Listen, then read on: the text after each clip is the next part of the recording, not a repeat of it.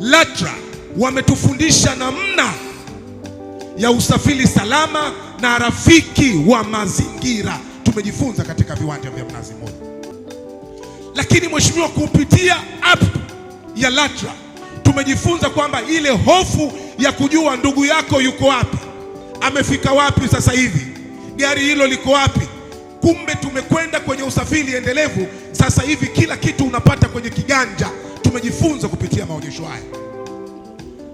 Huna haja ya kumpigia kondakta kumuuliza abiria wangu yuko wapi. Kila kitu kipo kwenye kiganja. Unaangalia basi lipo, nafasi zipo, linaondoka saa ngapi, liko wapi, limefika saa ngapi. Hii ni kazi kubwa. Nikasema Mheshimiwa Waziri Mkuu, siwezi kukaa nalo hili, lazima nikufikishie na lazima tuwapongeze LATRA. Piga makofi kwa kazi kubwa kwa LATRA.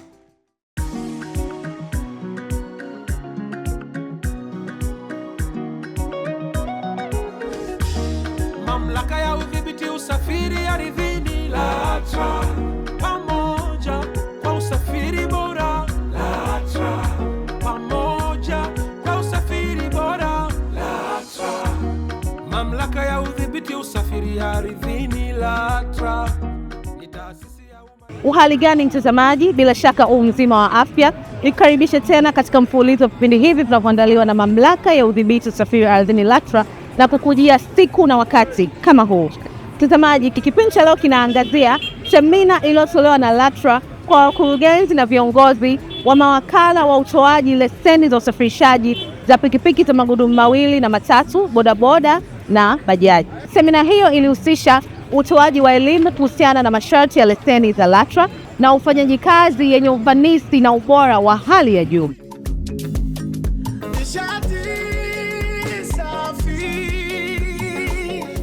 Mtazamaji, tuko na Bwana Dennis Daudi, afisa leseni na usajili mwandamizi kutoka LATRA, ambaye pia ni mratibu wa leseni za uwakala kutoka LATRA, akituelezea kwa nini LATRA imeandaa semina hii kwa mawakala hao. Tumekutana hapa leo tarehe 18 kwenye ukumbi huu wa sakafu ya pili ya jengo la SMARTA kwa lengo la kuhakikisha kwamba tunaongea na wadau wetu hawa ambao tumewapa vyeti kutoa huduma hii kwa niaba yetu, kuhakikisha kwamba wanatekeleza masharti ya vyeti vyao walivyopewa. Sharti mojawapo la hivi vyeti ni kuhakikisha kwamba wanatoa huduma ambayo inafanana na ile ambayo angeitoa mamlaka, kwamba jinsi ambao wanawahudumia wateja wetu, wawahudumia wateja wetu kwa kutumia lugha nzuri, lugha yenye staha kwenye kazi yao, lakini pia wahakikishe kwamba wanatekeleza majukumu yao kama inavyoongoza kwenye masharti ya cheti ambacho wanakihudumia. Ni pamoja na kuhakikisha kwamba wanasajili taarifa za msingi zote kwa usahihi kwenye mfumo ambao wamepewa kama wakala, lakini pia baada ya kukamilisha taratibu zile za usajili, anahakikisha kwamba mteja huyu amepata namba ya malipo pale pale alipo, ili aweze kuendelea kufanya taratibu zile za malipo kwenye eneo ambalo yupo. Na kimsingi mawakala wametusaidia sana kuhakikisha kwamba wanafikia wateja wetu. Wateja wetu badala ya kutoka kwenye eneo ambalo anafanyia kazi kwenda kwenye ofisi za kukatia leseni, badala yake eneo lile lile ambalo anafanyia kazi atapata namba ya malipo. Akishachukua namba ya malipo kwenye hilo eneo, atafanya malipo na kuendelea na kazi kwenye hilo eneo ambalo yupo. Kwa hiyo kimsingi tumeendelea kuwapatia viongozi wa mawakala wetu semina hii muhimu ya siku ya leo, kutambua tulipokuwa tumeuanza hizi huduma za uwakala, tulipo sasa, mafanikio gani ambayo tunayaona ambayo wao wameyafanya, na matarajio ambayo tunayo kwao kama mawakala wa kutoa hizi huduma za leseni za usafirishaji. Leseni za usafirishaji ni nyenzo muhimu kwa chombo chochote ambacho kinatoa huduma ya kusafirisha abiria, ambacho kisheria inatakiwa kiwe na leseni ya usafirishaji, ambayo uwezeshwaji wake wa kuweza kupata hiyo leseni ni kuwa na urahisi wa kupata namba ya malipo eneo ambalo mtoa huduma anatolea huduma, aweze kulipa na kuwa na ile leseni ya usafirishaji. Kimsingi tumeendelea kuwaelimisha mawakala wetu juu ya misingi misingi ya utoaji huduma nzuri kwa wateja. Huduma nzuri kwa wateja ni huduma ambayo anatoa kwa kufuata misingi ya kutokupokea rushwa kutoka kwa mteja. Unataka huyu mteja tu asajiliwe, aende, asifanye taratibu zinazotakiwa. Kimsingi unamsajili na kuhakikisha kwamba zile taratibu za serikali yamefuata. Kwa hiyo hairuhusiwi kabisa kwa wakala yoyote kupokea malipo yoyote kutoka kwa mteja, kwa maana jukumu la wakala ni kuingiza taarifa za mteja au taarifa za chombo kwenye mfumo. Akishamaliza kuingiza taarifa hizi kwenye mfumo, kazi yake na majukumu yake yanakuwa yameishia pale.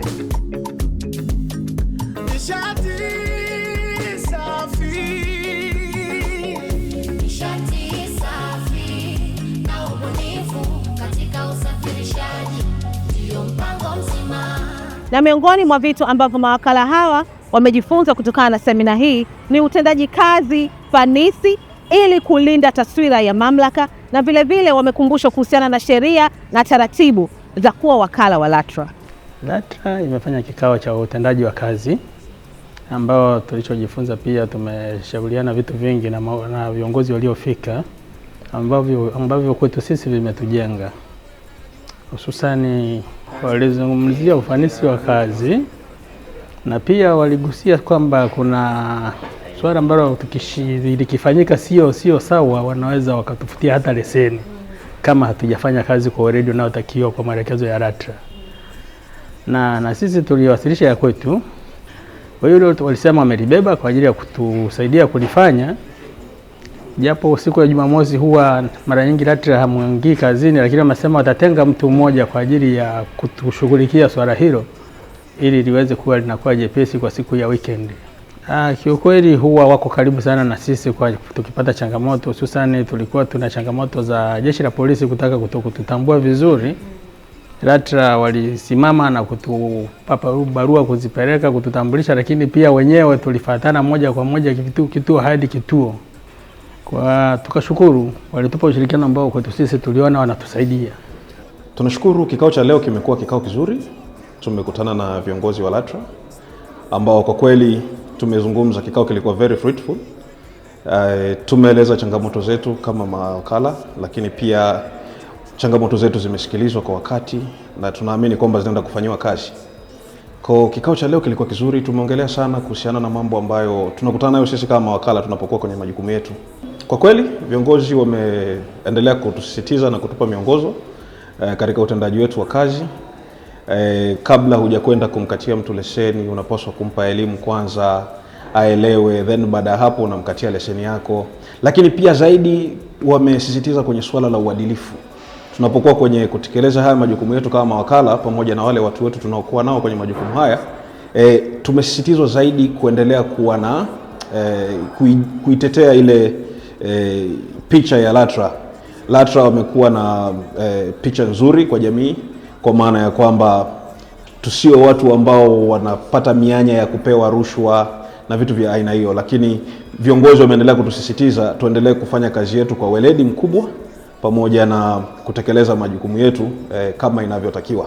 Kikao cha leo tumejifunza namna ya kupambana na rushwa.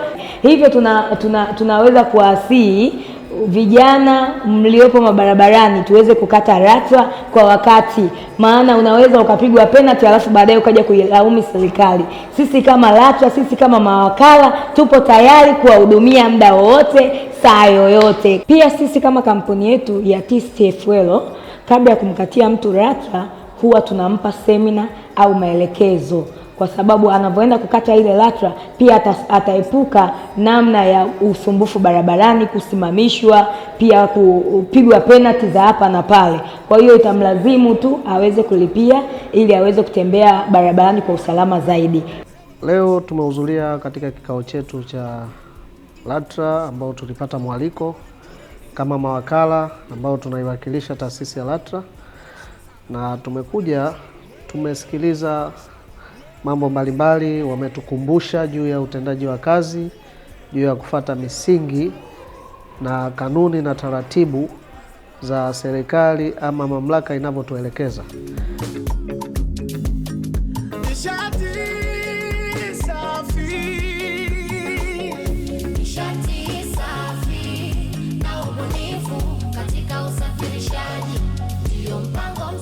Mtazamaji, na hii ni Bonga na LATRA, kipengele ambacho kinakuwezesha wewe mtazamaji na mdau wa kipindi hichi cha usafiri na maendeleo kutoa maoni, pongezi ama dukuduku lako linalohusiana na usafiri ardhini. Na leo tumekutana na maafisa usafirishaji kutoka Kigamboni, jiji la Dar es Salaam, wakituelezea namna ambavyo wanapata leseni za LATRA na vile jinsi ambavyo wanashirikiana na mawakala wa utoaji wa leseni za usafirishaji kutoka LATRA. Anafurahi kwa huduma ya wakala wa LATRA. Ni rahisi tu kukata LATRA, na wanapokuja kukata LATRA wanahitaji kadi ya chombo tu, na wakishawapa kadi ya chombo wanafanya mchakato, hata dakika 15 haziishi unakuwa tayari ushalipia na unaendelea na taratibu zako nyingine za kazi. Walikuja LATRA kukagua kuhusu masuala ya LATRA. Katika miongoni ya bajaji hizo ambazo hazijakata LATRA mimi nikiwemo. Kwa wakanikamata, baada ya kukamata tukafanya taratibu wa kulipia, nikalipia LATRA. Nashukuru sana kwa sababu nimelipia LATRA, nafanya kazi bila usumbufu. Hivyo basi kuna washauri vijana wenzangu madereva tulipie LATRA bila shida yoyote, ili mradi tufanye kazi bila changamoto yoyote, bila kusumbuliwa barabarani. Mimi baada ya kukata leseni ya LATRA mara nyingi sana huwa navuka hata kwenda huko mjini, na bahatika kukutana na mawakala wengine. Kwa hiyo wakinisimamisha nikiwaambia kagueni chombo changu, wakikagua dakika 0 tu wananiruhusu naenda. Kwa hiyo najidai popote pale naenda. Baada ya kuwa na leseni ya LATRA najiamini. Hata siwaogopi. Ninajiamini LATRA ninayo. Kwa maafisa usafirishaji wenzangu upande sasa hususan wa bajaji, mimi na washauri wakate LATRA kwa mawakala. Na hao mawakala wanakupa control number. Kisha wakishakupa control number unaenda kulipia. Usiwape hela cash mkononi. Hapana, nataka upewe control number. Baada ya kupewa ile control number unaweza ukalipia. Ukilipia unakuwa uko safi, kwa sababu unakuwa unafanya kazi kwa amani, hausumbuliwi na mtu.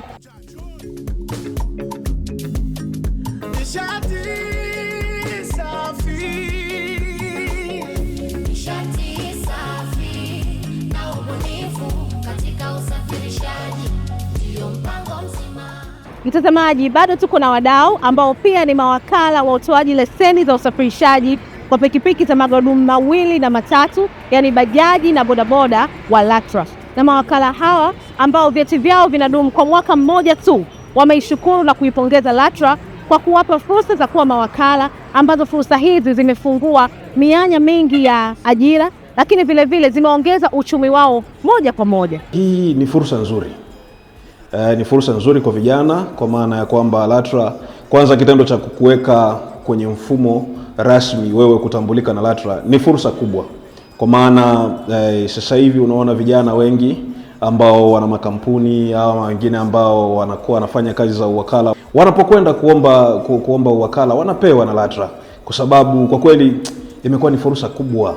Watu tofauti na miaka ya zamani ilikuwa ni vishoka, lakini pia tunaona wanafanya kitu kama ni social impact business, kwa maana ya kwamba kwanza mtu hakuna haja ya mtu atoke kutoka Tegeta kule afike mpaka labda zamani ilikuwa ni aje mpaka posta kwa ajili ya kuja kukata LATRA, lakini sasa hivi LATRA inakufikia popote ulipo. Kwa hiyo kwanza ni fursa kwa wasafirishaji, kwa maana ya kwamba hawapotezi muda kwenda kupata vibali vyao, lakini pili ni fursa kwa sisi kama vijana, kwa maana ya kwamba tumepata ajira wapi ambapo tunafanyia kazi. Tunafanya kazi ya kukusanya mapato kwa ajili ya LATRA, lakini LATRA pia na wao wanaturiwadi kwa kidogo ambacho tunakuwa tunakifanya.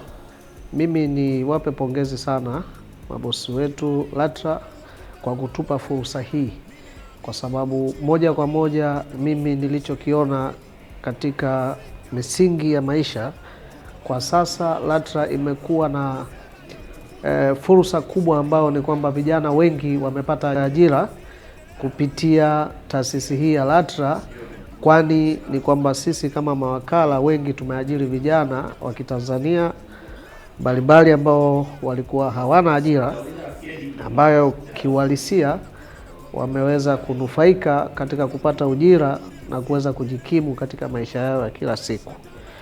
Na sisi kama wakurugenzi tunafarijika pale tunapokuwa tumepata fursa hii ya kuweza kushirikiana na serikali katika kusimamia, kukusanya mapato yake na kuijenga nchi yetu kwa ujumla. Niseme tu kitu kimoja, kiukweli tumetoka katika kufanya kazi na taasisi zingine mbalimbali, lakini naomba pia niseme tu niwape pongezi zao tena LATRA kwa kuwa mfano wa kuigwa, kwa sababu moja kwa moja tunachokifanya hichi tunapata ushirikiano mkubwa wa moja kwa moja katika kutatua changamoto mbalimbali ambazo zinajitokeza, na pia taasisi kama taasisi imetuwezesha na kutupa uwezo wa kiuchumi, kwani pia wanazingatia sana kulipa kwa wakati pale tunapokuwa tumetimiza mwezi na pale tunapokuwa tumemaliza kazi yao. Kwa hiyo wanatujali kiukweli kwa vitu mbalimbali ambavyo ni kwamba tunashirikiana nao. Kwa kweli inatunufaisha, ndio maana tunaendelea nayo. Ni fursa ambayo tuliona kwamba inatunufaisha, na ingekuwa haina faida na sisi na haina manufaa na sisi, nafikiri kwamba msingeonyesha hata jedwali la kuonyesha kwamba ni jinsi gani tunafanya kufanya kazi. Kwa hiyo fursa hii tunaifurahia na vijana wetu wanafurahia, ndio maana unaona kazi inafanyika na mnaiona. Kwa hiyo kweli kwenye fursa hii sisi tuliona inatufaa na tunaendelea nayo, na vijana wetu wanafurahi nayo, ndio maana tunayo na tunaendelea nayo.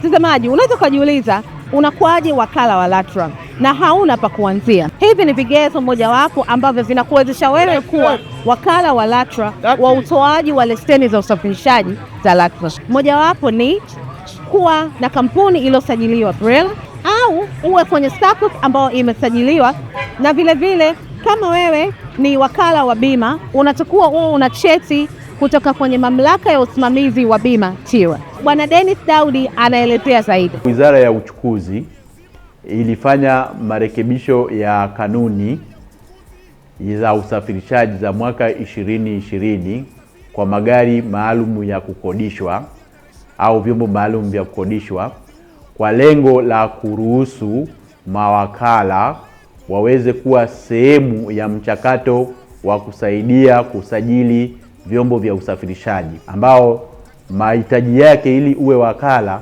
ulitakiwa sasa kuhakikisha kwamba umekidhi vigezo vya kuwa SACCOS ama kampuni ama wakala wa bima. Na mwisho wa siku hii zoezi ambalo alifanya wakala kama sehemu ya usajili, yeye ndio maana anachokifanya kule anafanya tu usajili wa namba, alafu mwisho wa siku na sisi tunaangalia kazi aliyoifanya, anapata angalau sehemu ya kile ambacho kinamwezesha yeye kwenda kufanya kazi kama wakala. Kwa hiyo ni fursa imetolewa kwa wadau wa usafirishaji kwenye sekta ambayo inawezesha watu kusaidiana na serikali katika kuhakikisha kwamba huduma zinawafikia wateja wetu.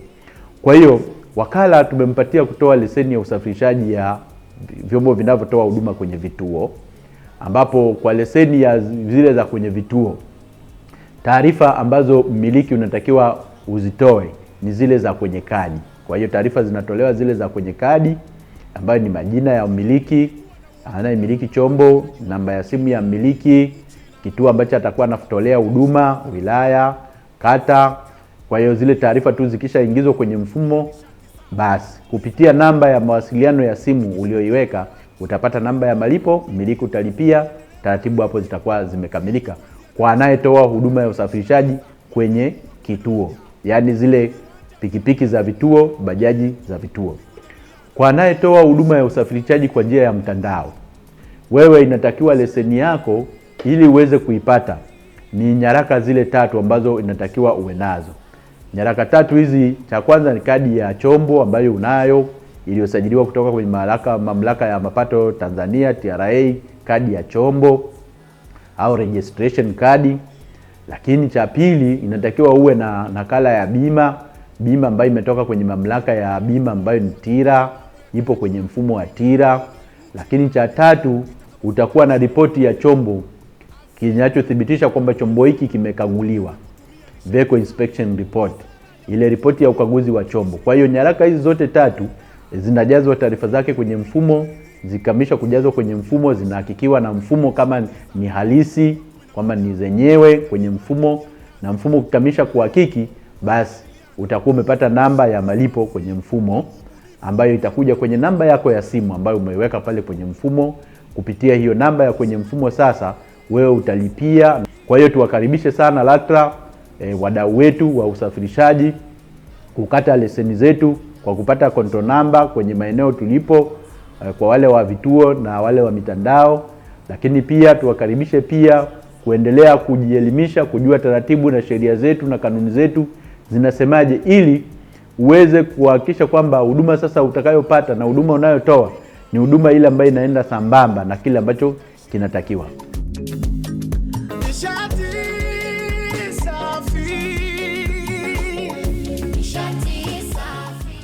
Mtazamaji, kama ndo kwanza unajiunga nasi, kipindi hewani ni usafiri na maendeleo kutoka LATRA, na nikukumbushe kipindi hiki kinaangazia semina iliyotolewa na LATRA kwa mawakala wa utoaji leseni za usafirishaji kwa pikipiki za magurudumu mawili na matatu, bajaji na bodaboda.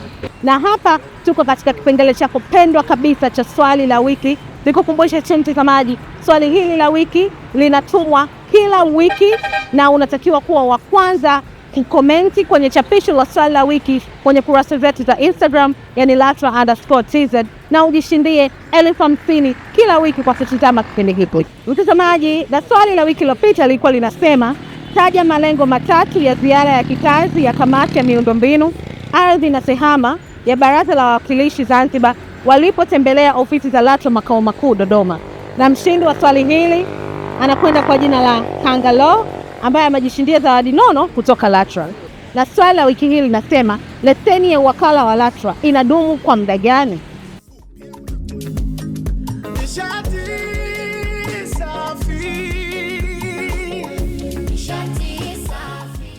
Mtazamaji, hakuna marefu yasiokuwa na ncha, na hapa ndo tamati ya kipindi hiki cha usafiri na maendeleo kinachoandaliwa na LATRA na kukujia siku na wakati kama huu. Na nikukumbushe tu, kipindi hiki kilikuwa kinaangazia semina iliyoandaliwa na LATRA kwa mawakala wa utoaji leseni kwa pikipiki za magurudumu mawili na matatu, yani bodaboda na bajaji, ambapo tumejionea mawakala hawa wakielezea namna ambavyo semina hii imewanufaisha na kuwapa elimu, na vile vile tumezungumza na mratibu wa mawakala hawa wa LATRA akituelezea ni vitu gani ambavyo mawakala hawa wamejifunza na ni vigezo gani ambavyo wakala anatakiwa awe navyo ili kupata leseni ya LATRA. Mtazamaji, uendelee kutufuatilia kupitia kurasa zetu za kijamii, yani Instagram, Facebook na X, na vile vile kupitia tovuti ya mamlaka www.latra.go.tz. Ulikuwa nami mtangazaji wako Kinara Nancy Amani, ni kuage kwa sasa. Pamoja kwa usafiri bora LATRA, pamoja kwa usafiri bora LATRA, mamlaka ya udhibiti usafiri ardhini LATRA. Kama unaamini kama mimi kwamba nishati safi katika usafirishaji ndio mpango mzima, tunapiga kofi moja moja la kuunga mkono. LATRA wametufundisha namna ya usafiri salama na rafiki wa mazingira. Tumejifunza katika viwanja vya Mnazi Mmoja. Lakini mheshimiwa, kupitia app ya LATRA tumejifunza kwamba ile hofu ya kujua ndugu yako yuko wapi, amefika wapi sasa hivi, gari hilo liko wapi. Kumbe tumekwenda kwenye usafiri endelevu. Sasa hivi kila kitu unapata kwenye kiganja. Tumejifunza kupitia maonyesho haya. Huna haja ya kumpigia kondakta kumuuliza abiria wangu yuko wapi. Kila kitu kipo kwenye kiganja. Unaangalia basi lipo, nafasi zipo, linaondoka saa ngapi, liko wapi, limefika saa ngapi. Hii ni kazi kubwa. Nikasema, Mheshimiwa Waziri Mkuu, siwezi kukaa nalo hili, lazima nikufikishie, na lazima tuwapongeze LATRA. Piga makofi kwa kazi kubwa kwa LATRA.